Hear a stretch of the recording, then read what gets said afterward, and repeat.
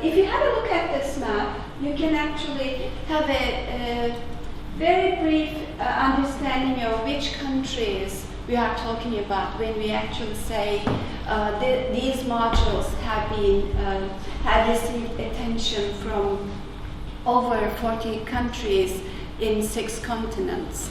And as you can see, moving from New Zealand up to Canada, Argentina, down to Argentina, there are various countries, there are various participants coming from different countries. Yes, thank you very much. I have learned a lot in all these modules, and at the beginning I remember it was just in English, the first one, but then it was developed in a lot of languages, so I could also be egoist, say like that, and practice a lot of languages, and also so German and Spanish and Finnish and English, and I received a lot of information. I'm very thankful and happy.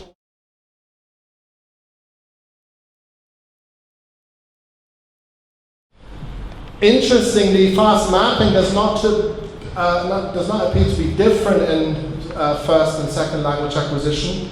For word learning, that doesn't seem to be a critical period. Well, it's very debatable whether there is a critical period for other levels, but there seems to be at least a favorable time window for pronunciation and morphosyntax. But the same seems to be true for word learning as well. So it's not the ability to learn words, because I guess that even at the age of 80, you will be able to learn new words, and we have to learn new words, well, sometimes on a daily basis. But the problem really here appears to be the sheer size of the lexicon, of a native lexicon.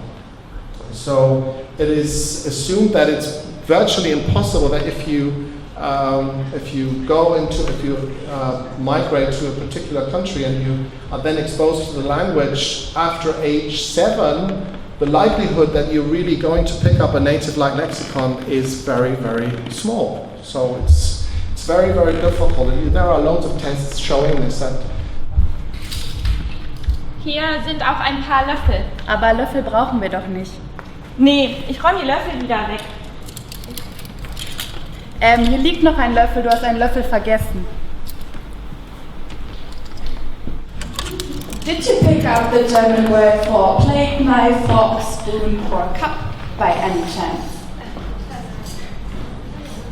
Okay, so you also picked up some information about the plural, but as you can see, there's some irregular plural forms where you can't actually see any morphological changes. But for Gabeln and Tassen, you picked that up, so that it's one and more. Okay. Well, we hope that this last part of the experiment also showed you which support written language actually gives you in remembering words, for example.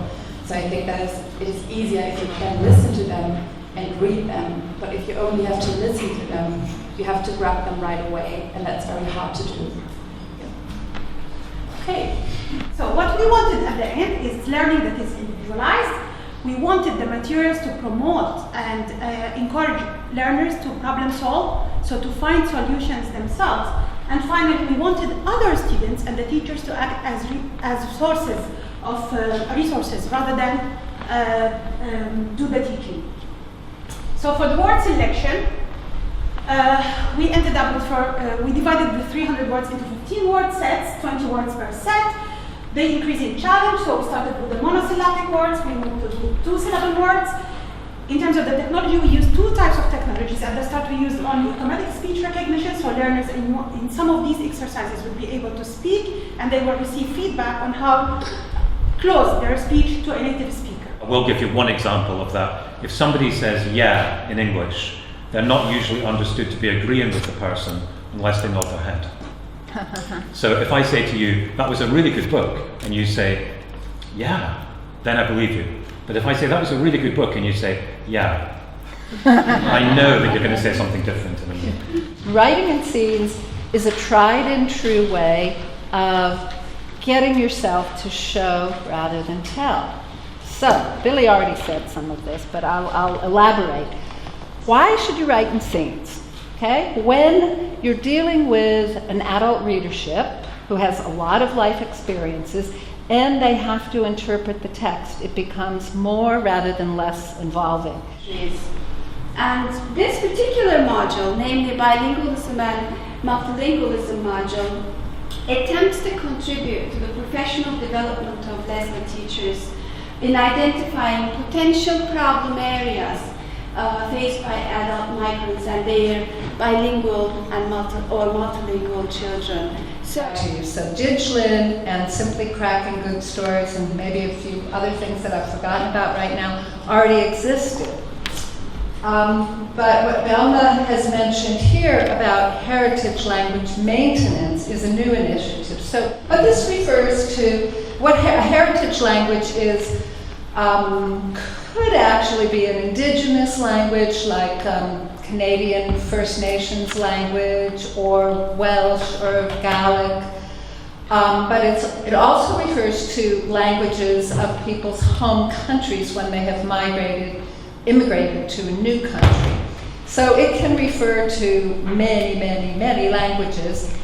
One of the interesting things about heritage languages is that individuals might not actually even speak the languages, yet they are still referred to as heritage language speakers. They might be passive bilinguals or receptive bilinguals, and they might actually not have very good comprehension, but grandparents are speaking Arabic and they kind of understand it. So we are committed to doing this, number one, because most LESA learners in their languages aren't supported, but we think there are materials out there somewhere, and if there aren't, we can hopefully inspire people to create them, number one. Number two, we know that with digital communication, it's possible. Digital resources, it's much more possible than it was 20 years ago. And number three, we know, and I've said this already, multilingualism, bilingualism is not impossible and it's not detrimental to children or to adults. So it's not surprising then that language and literacy education for migrants at the scale of national policy and in practice rarely embraces bilingualism or multilingualism or recognises the purpose of language instruction as the development of a multilingual repertoire. We're aiming to make students more multilingual when we're teaching them English. So we propose a translanguaging turn in adult migrant language education, a turn which allows, enables, draws upon and values people's multilingual, their translingual, linguistic and other semiotic resources to support their learning of the dominant language. Translanguaging is also useful as an idea, as a concept, as a theory, in that it can pay attention to going beyond words, so thinking about multimodality in communication, thinking about the other ways that we communicate through clothing, through gesture, through eye contact. So not just language, but the full range of communicative resources which are used in acts of meaning making. So I want to consider the role of embodiment, the way we use our bodies, in a performative orientation to learning, and contrast this with the disembodied and language-centred representationalist orientation, which I think remains prevalent in UK higher education and also in other sort of domains of education in the UK.